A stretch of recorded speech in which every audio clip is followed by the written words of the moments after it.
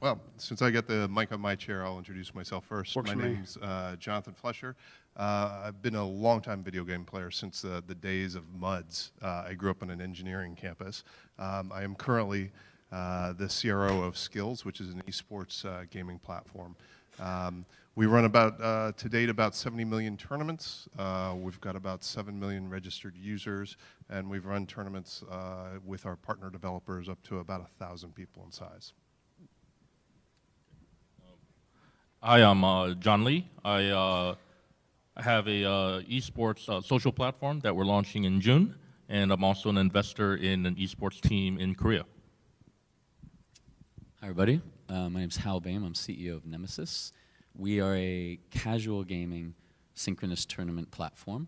So we're trying to start a new type of esports and ecosystem around it, focusing on Southeast Asia at the onset and then growing it from there.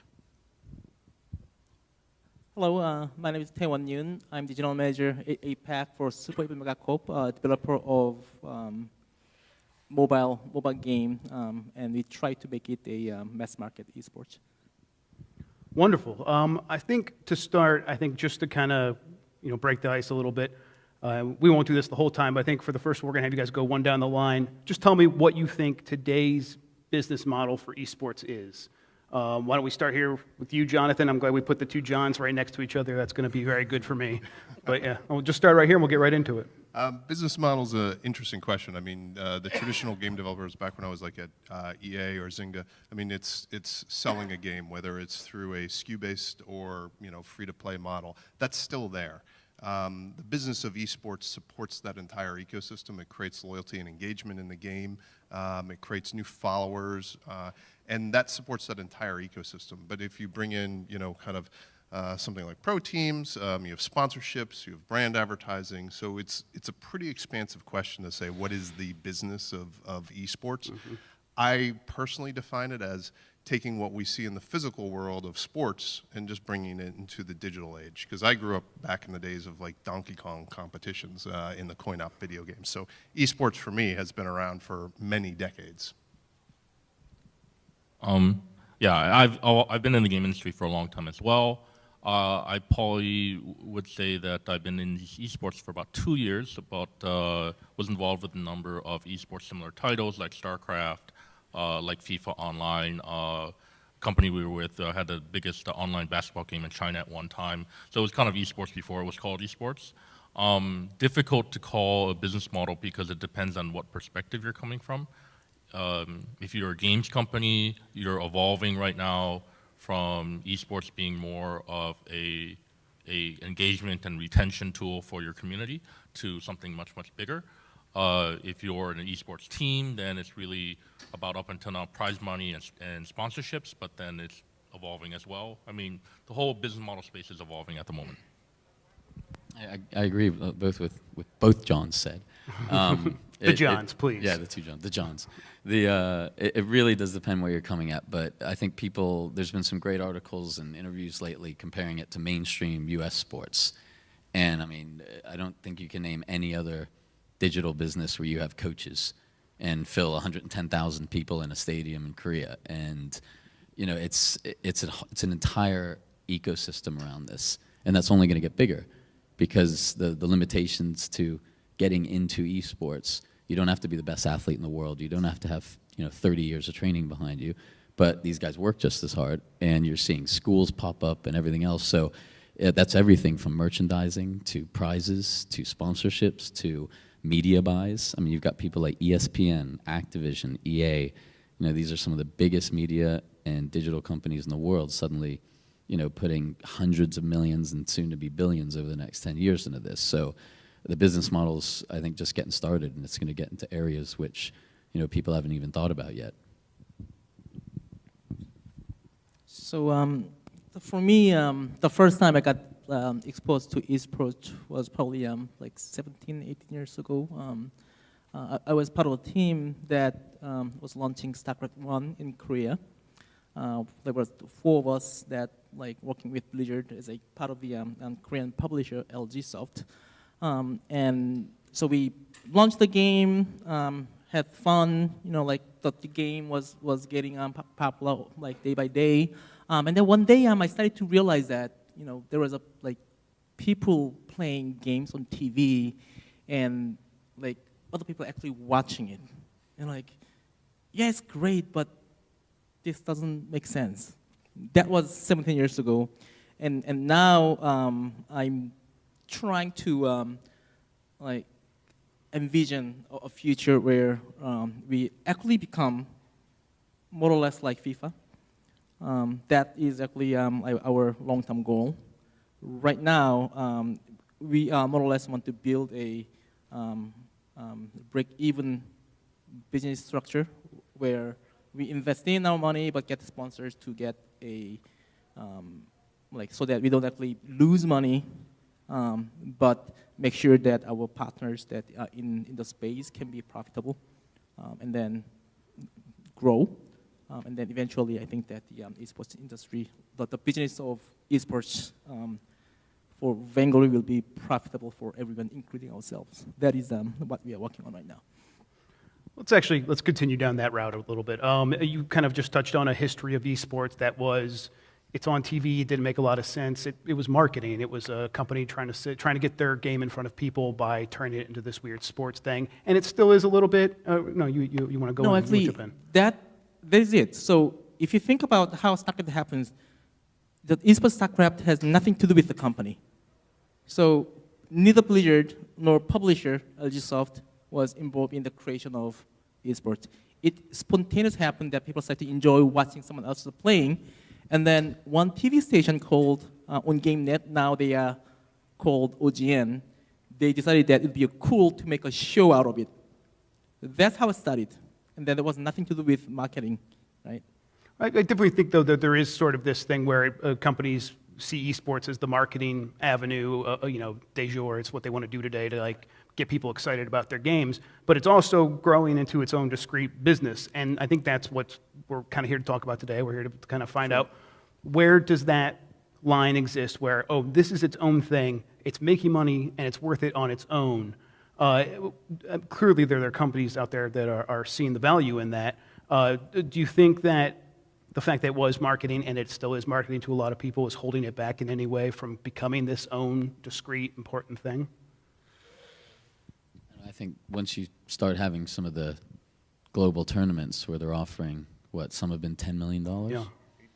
Yeah, but I think that makes it more than marketing. Mm-hmm. And that's more than any PGA tournament. And yeah, I mean, and when you talk about, these guys and the reflexes they have, and John and I were talking about this yesterday, I mean, these coaches come in and go into an internet cafe and they see some kid reflexes, and it's like finding a high school player, in a park in Alabama who can shoot 3-pointers for an hour. It's the same thing. These guys are athletes, same as anything else. Mm-hmm. We were having a talk yesterday about okay, well, for some countries like Singapore, how do you develop a competent esports professional league or even a team on a global scale? And it's not about taking the current players and training them. I mean, the best player in Singapore may not even be on a pro team right now.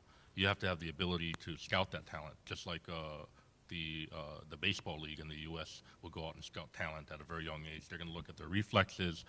The next great esports player in Singapore or in Southeast Asia is probably sitting in a PC cafe right now, playing the games, very young, but is very, very dedicated. And you have to see that potential, just like you would if you have a professional scout looking for the next pitcher or the next hitter for the MLB. Yeah, and one thing we like to talk about is that it takes about 40 or 50 years for a sport actually to evolve. Mm-hmm. Everything from its kind of inception up to becoming kind of a professional league. And we're actually hitting that time for video games right now. And when you ask what's kind of the business model about it, I mean, I really do come back to it's more than just the game. I mean, if you think about it, I've got 3 kids and they play soccer or they play baseball. I'm buying all sorts of stuff. I'm taking them to games, professional games. They're watching them on TV. I'm buying equipment. I'm buying league T-shirts. I'm buying coaches for them. All this stuff is wrapped up in kind of the business of sports, and you're going to see exactly the same things. I mean, you already see that happening in the business of esports. And it definitely, I think it's a good sign. You mentioned coaches, Hal, that the reason a guy's even out there looking for that kid with the great reflexes is not necessarily because he cares so much about sports, because it's a way for him to make money. And that's a perfectly fine thing. Isn't that kind of a very good sign that we are at this level where people are, they see the value in a kid and that can make them money because of A, B, and C? Yeah, I think, as long as it's done in a kind of organic and, non-exploitive Oh, way. of course, yeah. But sports has always had its issues with that. It's Pounding like, the internet cafes. Yeah. But that's also one of the reasons we created Nemesis, is because we, like a professional basketball player or baseball player, there's, right now at least, there's a lot more casual gamers in the world than there are people playing League of Legends in that sense. They're just, playing it very casually. So we're hoping that we're obviously lowering the bar of the expertise needed, but hoping to tap into a very mainstream audience that way. So I guess that kind of does bring us to sort of the audiences for esports. This is, I guess, where the money would be kind of growing from. Like, the audience exists, they spend money on, whatever. So kind of understanding the audience is crucial. Can you guys help me understand who is the audience for esports, any kind of esport, and how are we extracting value from that? Well, to me, the audience obviously start with the player themselves, but this is like something that I got asked like in some other conference. So someone was asking me what would be the key goal or KPI of doing esports. I said the percentage of female audience. This came because one day I was visiting Korea, and they were having a offline LOL event, and I was surprised to see 40% female audience there. So I sat down, talked to some of them about why they are there, if they are playing LOL, not necessarily studying up flooding, but more of the research. So no one gets the joke here, but anyways. So, and then I realized that they actually, some of them, they actually don't know LOL. They were there rooting for the players. So they have become already reach a sort of sports star status. So a lot of them were playing and they quit playing, just become audience. And then also there are people who were there just because of the stars. And then that kind of that was when bro go on, right. So that would be a pretty cool, interesting sign that, if you look at baseball, the same thing, right? Like you go there because you love it, you played it, and then but your girlfriend sometimes they go there because of you. And then that could be a pretty interesting KPI, and then that's where I think that the future audience will come from. So when we have that kind of 50% female male ratio, even though our game player themselves are 10% female, it will be a clear indicator that it has become mainstream, and then it has become accepted as legitimate sports. That's why I'm saying it. I'd actually argue that we're already there. One, I think you're right. The demos of the games themselves are probably the primary driver of the audience right now, but you're already seeing viewership that from people that don't even play the games themselves. Interestingly, I have a bunch of friends over at YouTube, and one of the fastest growing channels on YouTube is their video game plays, and one of the fastest growing kind of slices of video game replays is around online poker. And the things that they're actually looking at is, it's not traditionally a poker player that's actually watching a bunch of these things. It's all driven by the prizing. That's what's driving the engagement. So if you think about that, I may not necessarily be a skier, but I'm going to watch the Winter Olympics because it's interesting, and the prize is, the glory of the international competition. It could be a cash-funded prize, it could be something like that, but that's already starting to happen, and as that gets bigger and bigger, you're going to see a larger and larger global audience. Well, it started, but it's not quite there yet. That's the point. Yeah. Yes, a lot of headroom. So we have this audience that we want kind of down the line. We could see this potential to have, like you said, women who are there just because they like the certain player, not necessarily because they like the game or because people want to see these people competing for prestigious prizes. So where do we extract the value from these people watching? As people making games, where do you kind of say, how can we capitalize on them? And is it just in the way traditional sports do, or are there other opportunities? We're doing it in very much a prize-led way. I mean, if you look at mobile games, 99%, give virtual rewards only. That's all you can get in the game. Right. How good you get, what level you get to, whatever. So we're trying to give away, and successfully doing so, real-world prizes. And we're starting to do, because we're in soft launch now, kind of small live events. And getting back to your question, what we're trying to take out of that is the social atmosphere of it. Again, because we're a platform, not a game, we've tried to create an ecosystem around it, from inviting your friends, not by spamming somebody's wall, but by building in the messenger APIs in our app. So you can invite targeted friends like games. So it's, again, about developing that ecosystem around it, but it's all led by prizes. Because we all might think we're a great Angry Birds player, but we feel a lot better when we're beating our friend at it, in a synchronous format, which we do. So I think it depends on when you get into the definition of what esports is. And like John said, as we're getting to that stage now, as esports begins to mature, I think so will the definition. It's going to go laterally in all sorts of different areas that it might not be right now. And then, so you have this audience that's watching esports, getting excited about these people competing in big prizes, but then they get bit by the bug a little bit. They want to compete, and now your platform is there to serve that audience when they want to just compete on a more casual level. We hope so. I mean, that's, That's again, the idea. early days. We're much earlier than Skillz and some other Naturally. ones. I think they know their users very, very well. We're just getting started and really going after a greenfield space that Southeast Asia really hasn't seen before. So, Do you want to jump in on that? Is that kind of what you guys are thinking? Where Yeah, I mean, look, the audience is global, and we're picking up audiences. You actually see some very competitive middle-aged women playing match threes and bubble poppers. I mean, they're paying our kind of engaged players will play on an average of 12 hours a day. I mean, it's an insane number, and they're actually making a professional career because you have those key elements. You have prizing. You need prizes for people to go after to become professionals in the sport.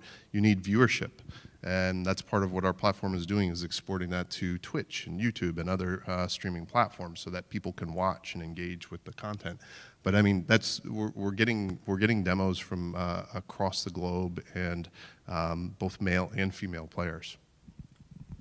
Yeah, I mean, I think the real KPI is the prizes. And what we've seen in the last 12 months is really, really big companies jumping into the space right now. Turner Broadcasting just announced that they're going to get into the business. Alibaba, which a company 6 months ago, if you had asked me, would Alibaba ever get into esports, I would have told you no. And they've just come in and they've announced a large amount of money they're going to be committing to it. If you listen to the rumors and the tea leaves, there are a number of other companies jumping into the space. ESPN just did a deal with Tencent where they're going to be broadcasting Tencent's China content outside of China, right? And so like for someone like ESPN to be really putting a bullseye on this business as well, it is getting much bigger and bigger. And I think that KPI on terms of the cash money, I can't quantify it at the moment, but I mean, it's at least doubled in the last 12 months, and it's only got more to grow because I know privately of a number of other companies that are evaluating and going to be jumping into the space and also committing their own prizes to it as well. So what is really interesting to me about when these huge companies jumping in, it is definitely a good sign, but at the same time, I'm a little bit worried about that as well. Like one thing about traditional TV station that is also like for me is one of the goals that I need to go. But before that happens, I wanted to solve is that the problem of digital streaming versus TV broadcasting, the programming. So traditional esports, it's really weird to call it traditional, but like esports format has been like customized and really optimized for streaming. Like we do multi-day event, like 8, 10, 12 hours. If you port that directly to like TV, it's not gonna work, right? The TV is bite-sized, like 30 minutes to 1 hour. How that like solve that the difference in like format is a really interesting question, and I hope that the company like Turner or ESPN can solve that and then make a sort of a benchmark. That would be awesome, but they are doing it. I'm not sure yet. So that is one thing, one really big question, and also like something I'm really interested in what they do about it. Same with Alibaba. Like, what does Alibaba has to do with gaming or digital content? Like, it's kind of sounds a bit dubious to me. And then, like, that kind of like tells me that this market space may be a little bit, you know, maybe a bubble.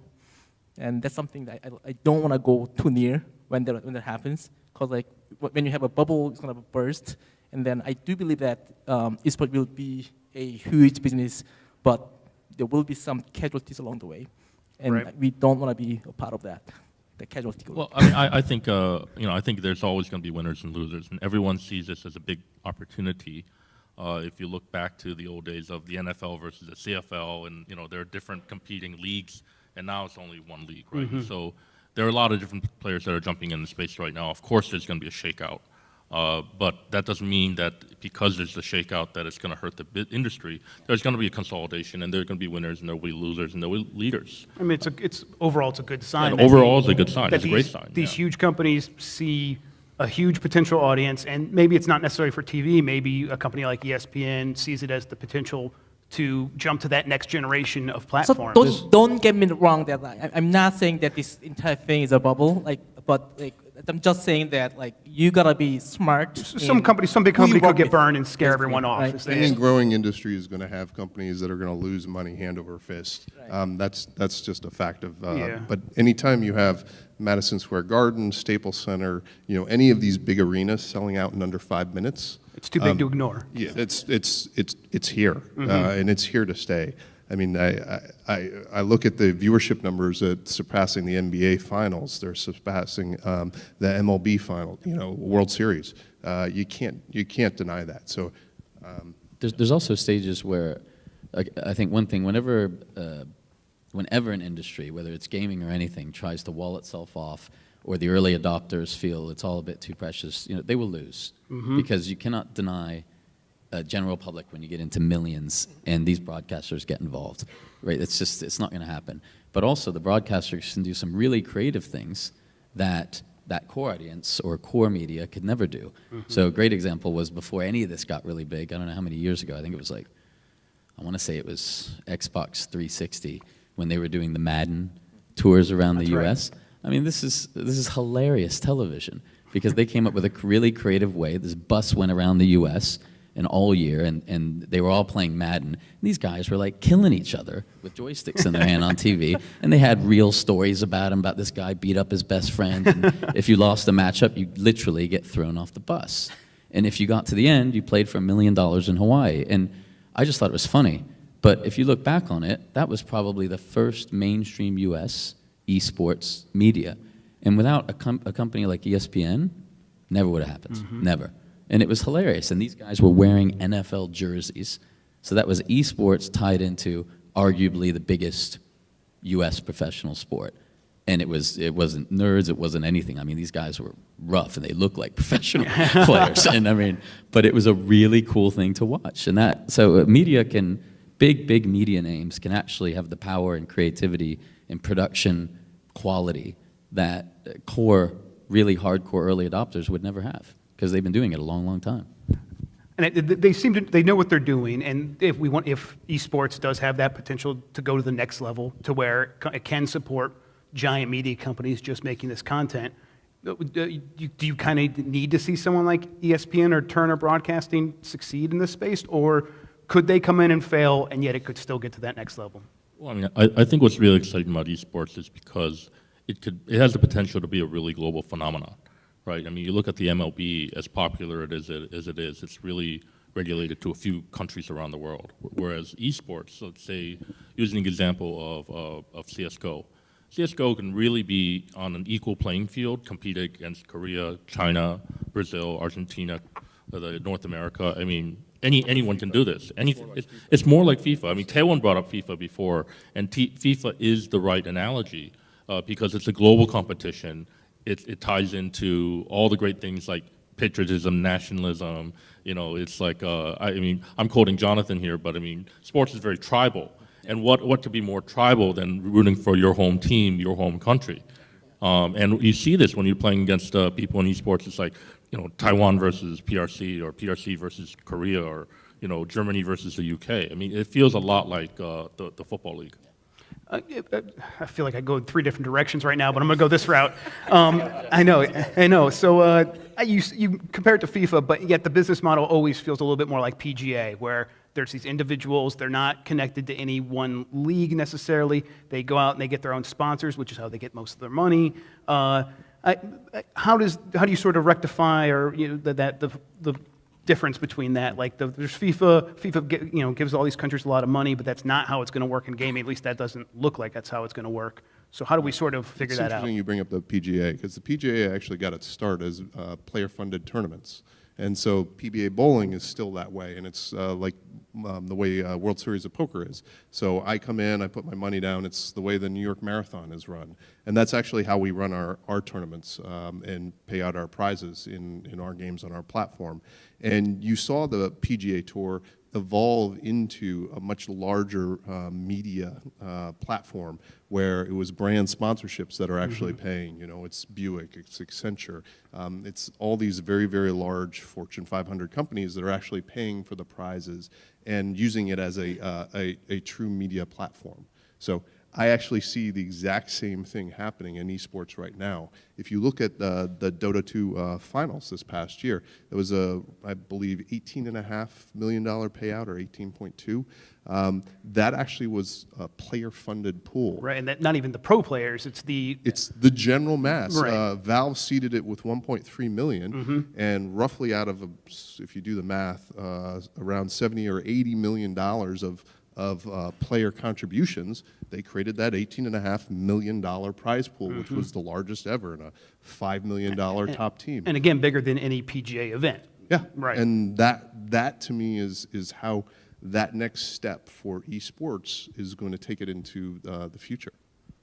So one of the other routes I wanted to go is we keep talking about the potential for these big media companies to come in, maybe to do one on TV, but it also seems like that would almost kind of be a boondoggle, because you look at, like, for example, high school sports in the United States, lower participation in football, lower participation in baseball, basketball, it's dropping. And you ask the coaches why it is, most of them blame video games. Most of them blame League of Legends. Now, so it just seems like maybe kind of what the thinking should be here is that we're just jump to streaming. If you're ESPN, why not use esports as your way of kind of getting that next generation of sports viewer? Should that be the way everyone is approaching this, that this is a way to get into streaming, not a way to bring esports to television? Well, No, I think that no one really figured out, so there will be a lot of attempt will go on. My personal belief is that in the future, it will likely the TV and streaming will likely complement each other, in a way that we haven't seen yet. So what kind of form it will take is actually, I don't think we have seen it yet. Right. But there will be attempt, or all different kind of attempt. In our case, we are approaching it as an IP holder point of view. These guys are in a different spectrum inside the whole ecosystem, right? And then some of us will be could be the next FIFA. So some of us may fail, but I think we're still very early stage of evolution of esports ecosystem and business model. So it's kind of like saying that this is the right way to go. Probably not going to be a good way to describe it. I think you actually have two things at play here. One is, where are a lot of the viewers right now? You're talking millennials who actually consume streaming content. They're watching more streaming content, whether it is video games or others, than they're watching network TV. So audience is starting there right now, and as we expand the esports audience, that will change in dynamic. But the other thing is that the kind of video editing tools are really basic right now. If you actually watch a stream on Twitch, it's pretty boring. For most of it. And I really like what you guys are doing in your game. And we're doing in our platform ways to create interesting highlights and content.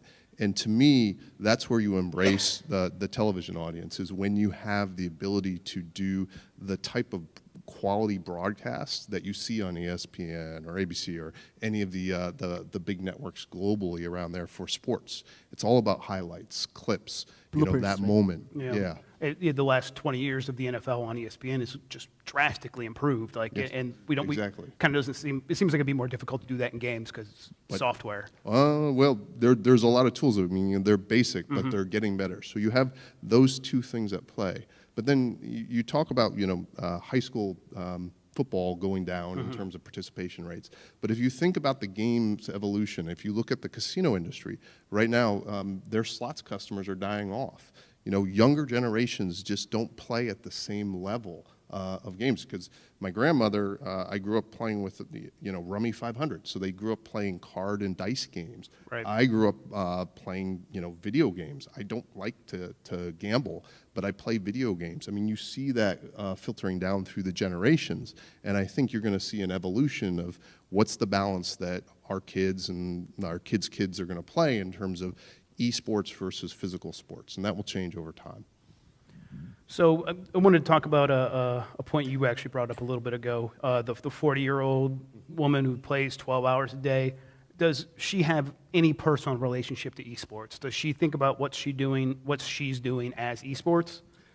Yeah, that is a key question, because if you actually look at the term esports and you go out and do a poll of thousands of users, Right.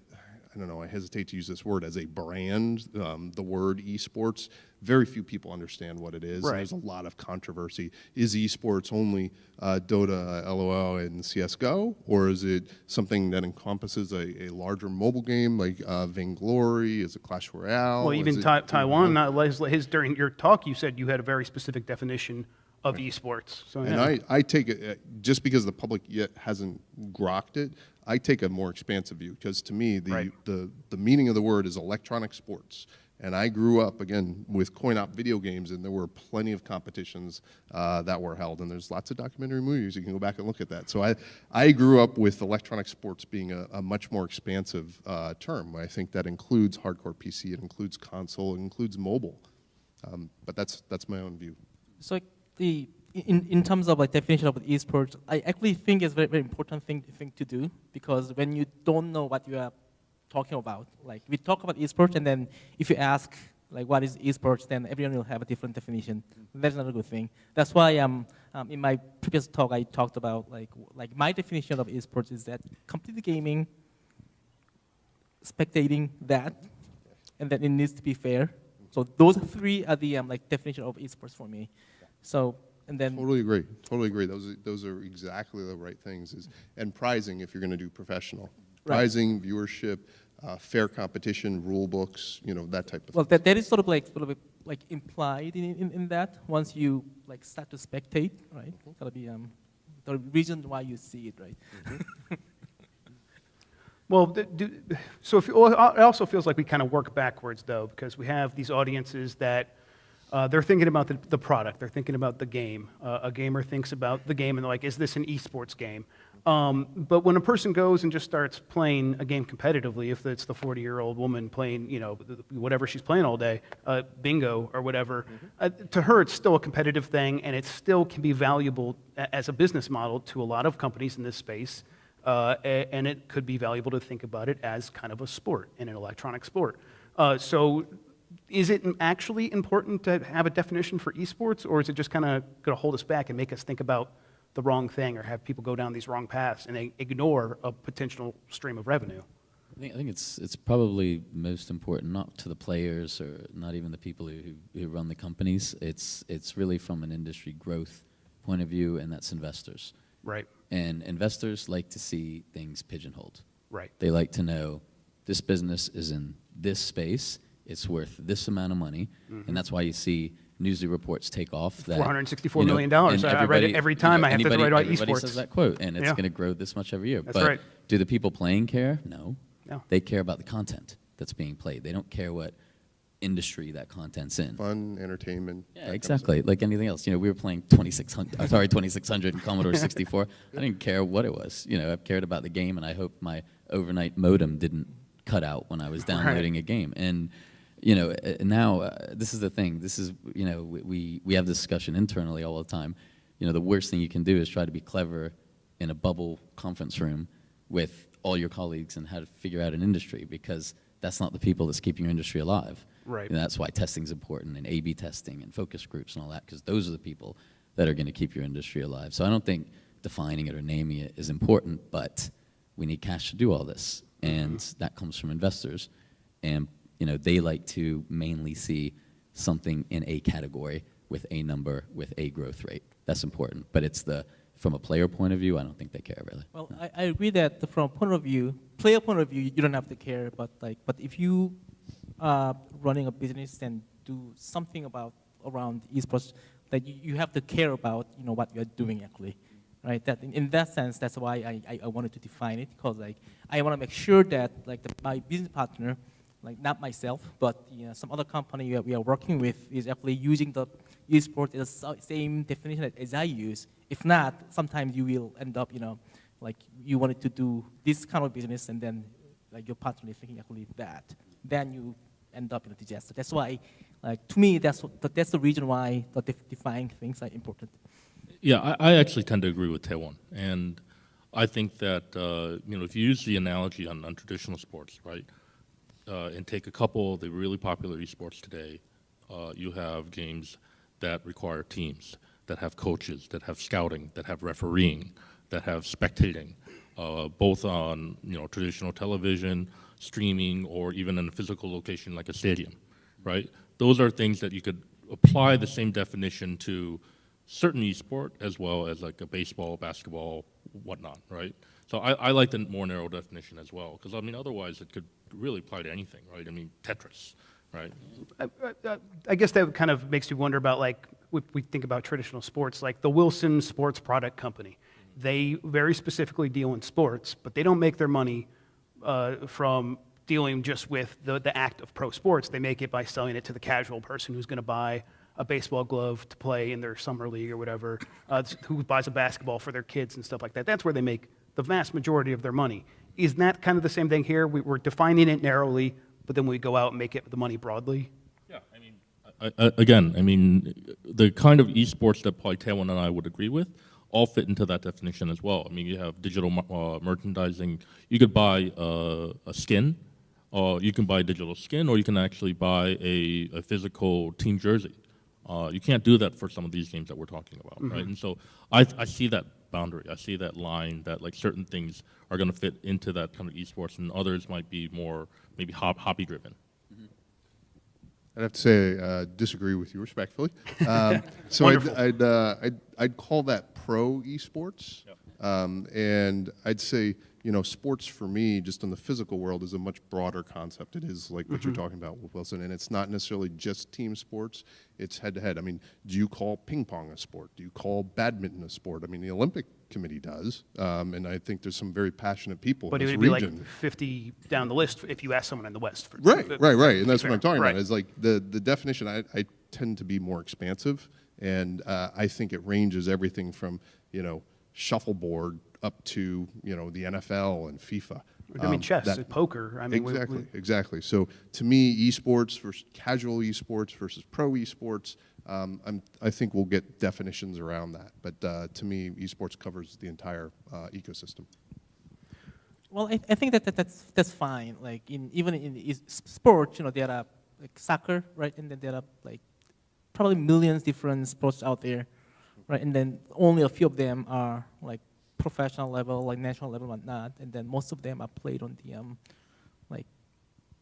backyard, right? And that's totally fine. I think that like in that sense, as long as like I think it's something that you play and watching, I think that is okay. Like a lot of stuff that people do on Twitch is not professional esports either, right? So like I don't necessarily disagree with that. The one thing I do think is important to me is that to me actually, in the end, the future business model, like that's the title of this talk, and to me, how we will make money is actually the same as Facebook, like people. I think that it is actually someone like audience is the most important thing, like community is the most important thing in esports to us, and then like actually where we make money is from that audience as well. I guess let's switch into like completely looking to the future. Where are we going to be making money in the next couple of years from esports? And maybe not just the guys on this panel, but where do you expect a surprise company to come from? Where's the gap in the market? Again, I think it's going to depend on who's going to bring it out there and put it in front of people's faces. In Las Vegas, they're doing this thing at the Downtown Grand. I mean, that is arguably the world's #1 entertainment tourist destination. You start putting a building like that, putting on competitions, and it's not going to be once a year. It's going to be, twice a month, or who knows what they're going to do. But when you have those kind of eyeballs on a physical structure like they're talking about doing there, you're going to see growth and really start going into mainstream places. And that doesn't have to be limited to Las Vegas, right? That can be anywhere. Again, John and I were just talking yesterday about, schools coming up, where Right. people are studying. And I think you said it was California, Irvine, or Irvine or UC San Diego that's giving You a know. professional degree now. I mean, a professional degree in esports. Huh, wow. I mean, I thought you guys were talking about collegiate esports teams, but no, there's like a degree for this. yeah, a degree Huh. in education. Well, So, There what- also is a discussion in Indonesia that they want to put esports as a part of their school curriculum as well. Yeah. So when you start seeing things like this, and you start seeing, what does the industry want? The industry wants, doesn't matter if you're in esports or in quote unquote, traditional console or whatever. The industry wants more programs, more coders coming out, making more content. Right. So you don't have more content, people aren't going to be playing the same game for 40 years. And that's where I think the educational aspect comes in big. So circling around to your question, where is it going to come from? It's going to come from where the eyeballs come from. And the business models work the same way. We don't try to shove business models down people's throats. We look at our analytics, we look at where people are going, and we try to figure out, for lack of a better word, how to exploit revenue out of that. Of course. And so it's driven by players and people's natural habits.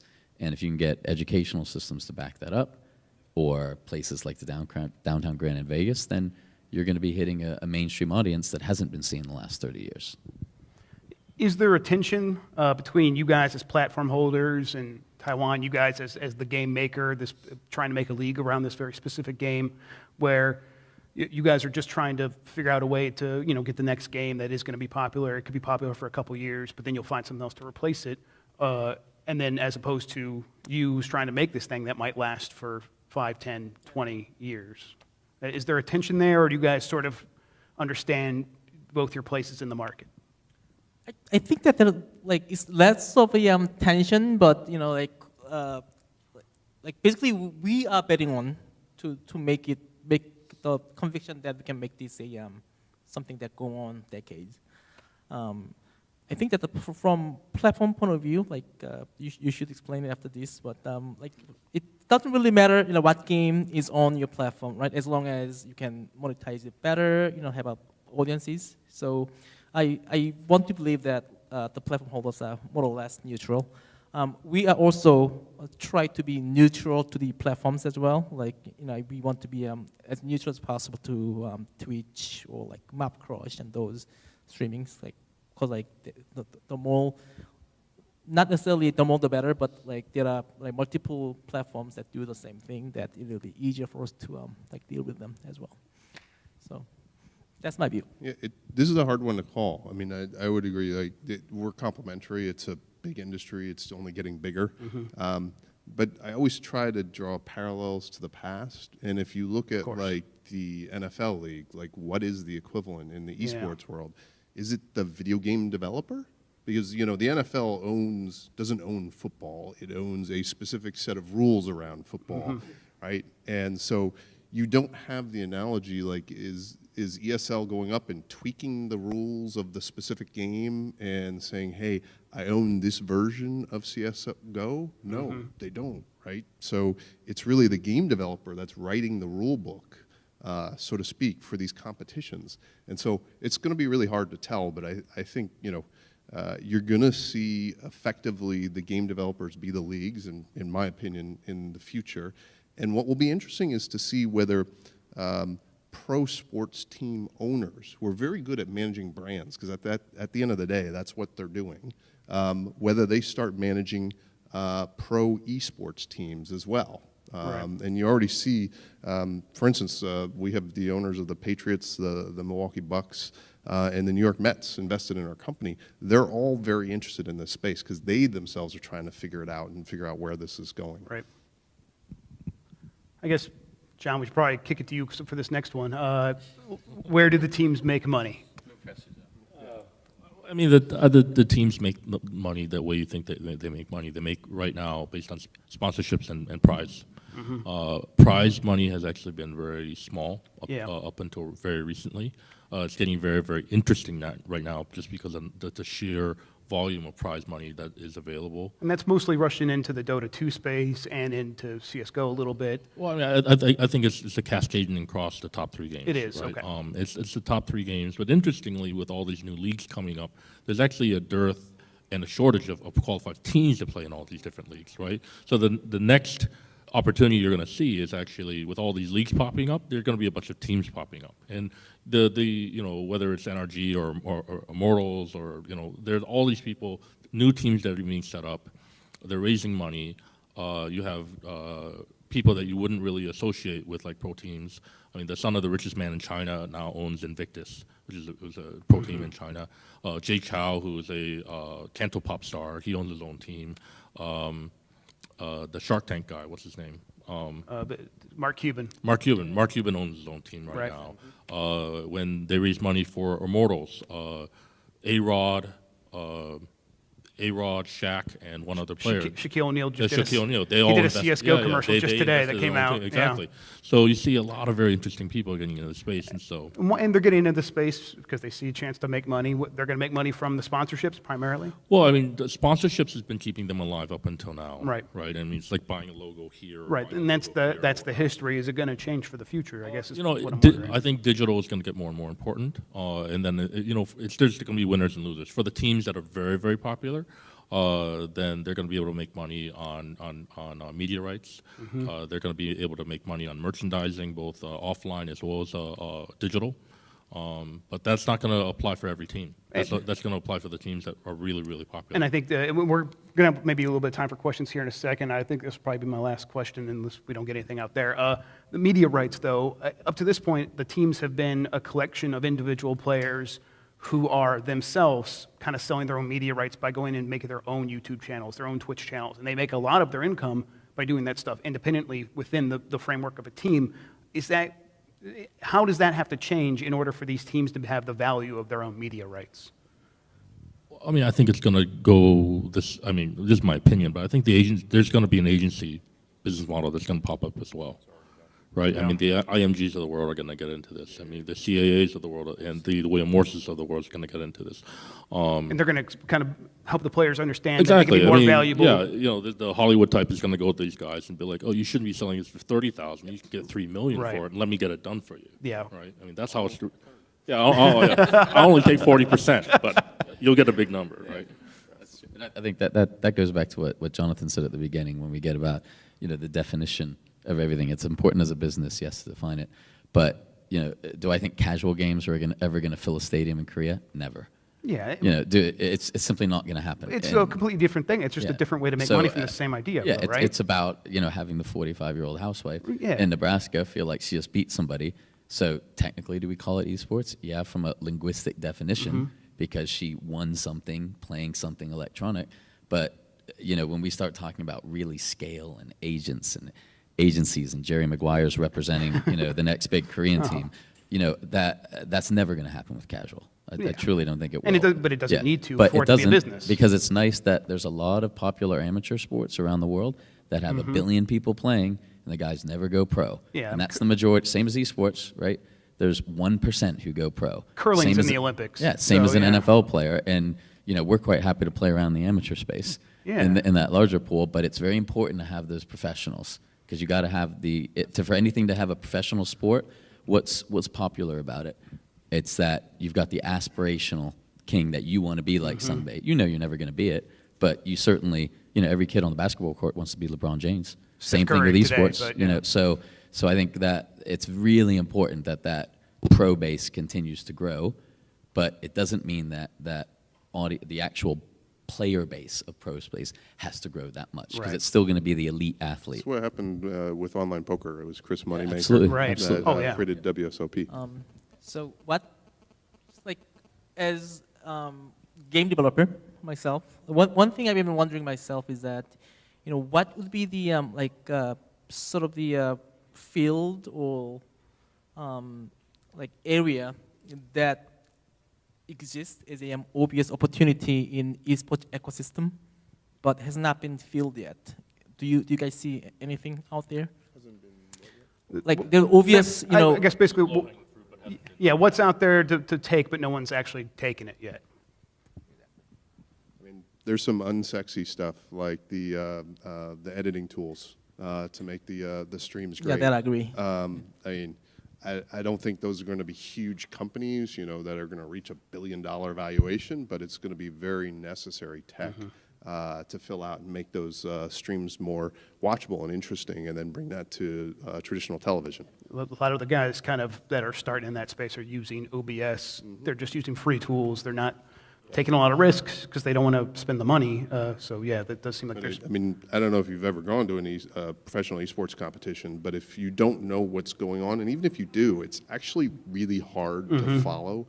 If you look at, like a CS:GO tournament, it'd be the equivalent of watching an NBA game from GoPro. Yeah, and then actually, the guy in the control booth is trying to follow the ball getting passed around by swapping between the player cameras. You'd be like, oh my God. And that brings me a question to me, but let's go to the audience real quick, and then we'll come back to me if we don't.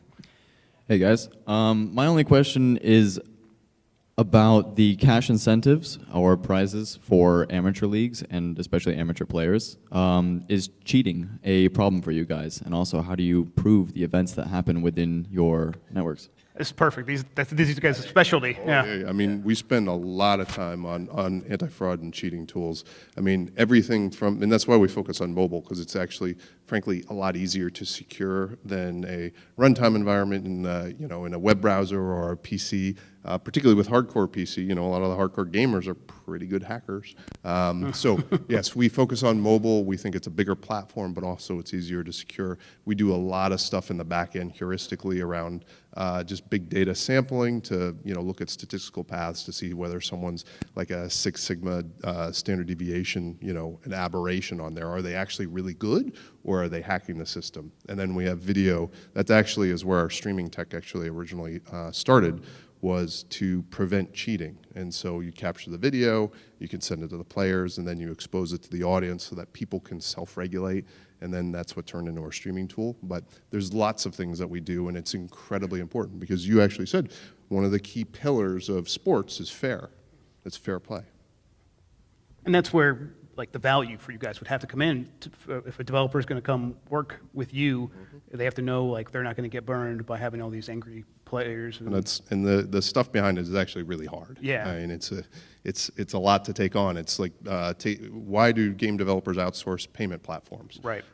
Because it's really hard, and it's not their core competency. Yeah, stuff involving money is hard, turns out. Yes. Yeah. That's why I got a wife. So I guess my question was going to be in terms of making it more watchable. What's a VR? Is VR going to be a way that I can get in there and just sit in the audience and watch an awesome Rocket League match?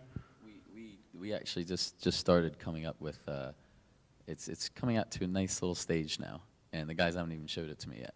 But I think when you start seeing Samsung VR headgear and things like that, I mean, this is lovely little entry-level stuff that doesn't break the bank.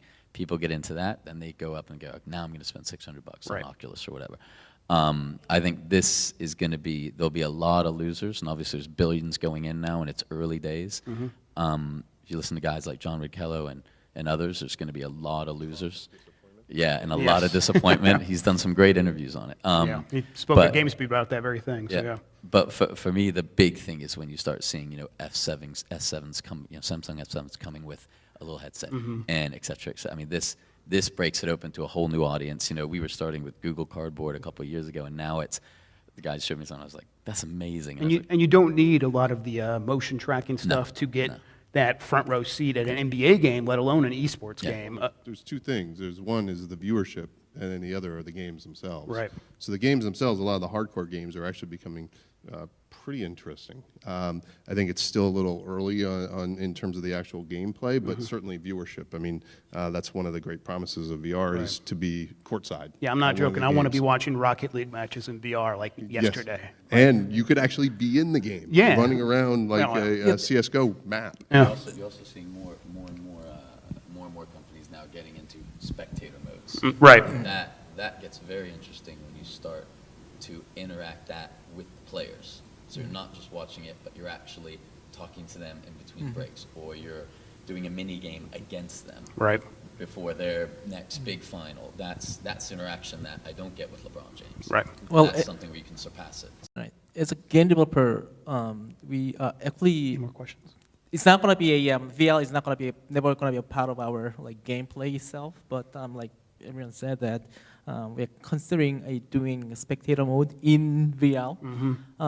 But then again, like we kind of like we'll wait and see how VL space Yeah, will move forward. I think you're not alone there. I think that's what's happening. Most developers are like, I can't put the money into this. Are you crazy? Like, It's the Yeah, launch of a new basically wait console. and Yeah. see, but we'll probably do it if VL space actually take off. It's effectively the launch of a new console. You got to wait for the installed base there. You know, it's that chicken or the egg always that you have with a new console launch versus the content. I'm just wondering, as a game developer, when we decide to make a game for esports, what is the best way to find investors, funding, to go about it? Is media a way to get into it? That would be interesting. Thanks. that was actually going to be one of my questions when I was back at that 3 branching past thing. What do you say to investors to get that money for esports, that esports money? I mean, speaking as I'm not a game developer, but I've raised money to that market and that audience, and I can tell you that there are 2 ways of raising money. You can either raise money to people who know nothing about esports, or you could raise money to people who know a lot about esports. It's actually a lot easier to raise money from people who know about esports. But you really have to know your audience, you have to know your product, you have to know your competitive landscape. You know, if you're going to make a game, you're going to say, it's like, okay, well, these are the games they're already playing right now, and this is why they're going to play this game that I want to develop.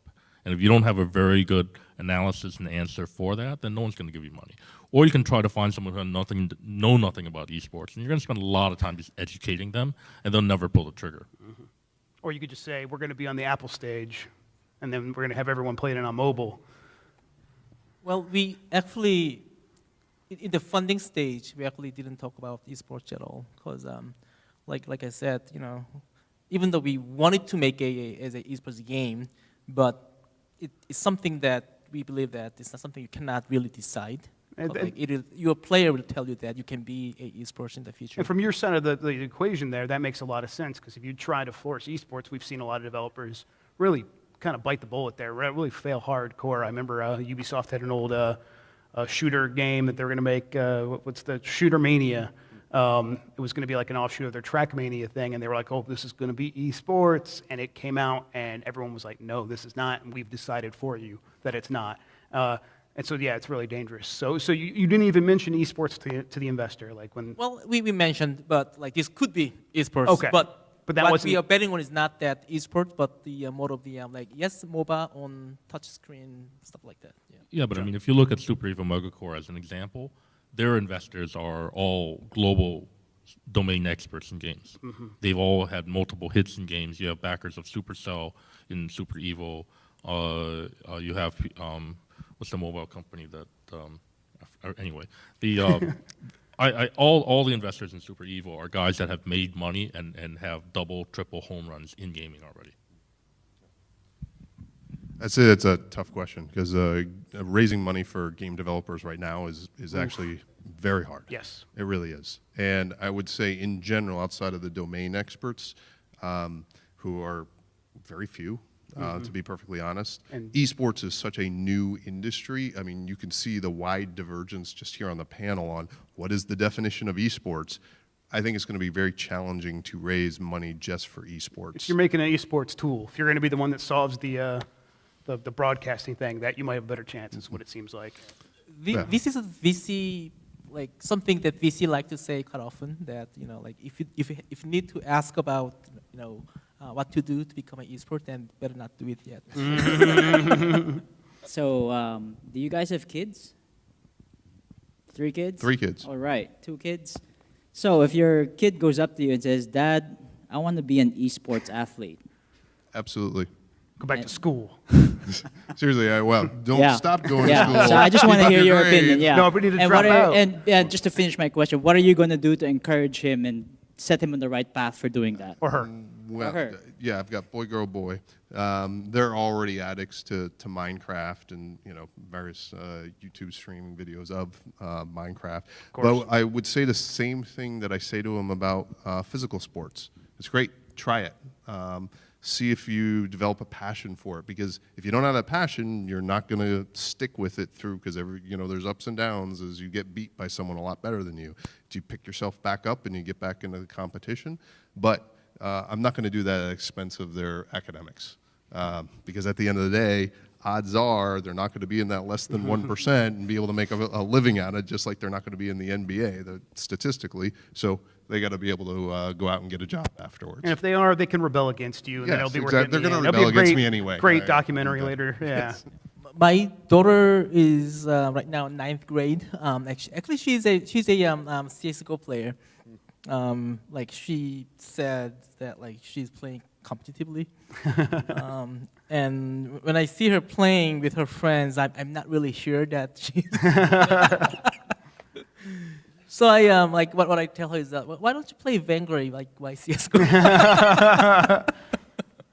And like make sure that like go ahead try, but make sure that you also do your math as well. That's what I say. There you go. I'd say the only rub about them getting into the esports gig is I'd still say, hey, you still got to be physically active. So now you got to pick up another sport on top of your esport. Play standing up, That that's the with way to do the it, yeah. academics, esports, and sport, that's a pretty full calendar for a kid. Well, I think part of your marketing then should be on the parent side, because right now no one wants kids playing video games. So, yeah. Well, if you guys have anything else to add before we close up. I don't think so. I think I was going to close up with like, what's it going to look like in 10 years, but I think you might have did that on your panel. So what's it going to look like in 50 years, and then we'll get out of here. Dad. Dead, we're all going to be dead. We'll all be dead. That's right. It doesn't matter to us. It'll all be VR competitions.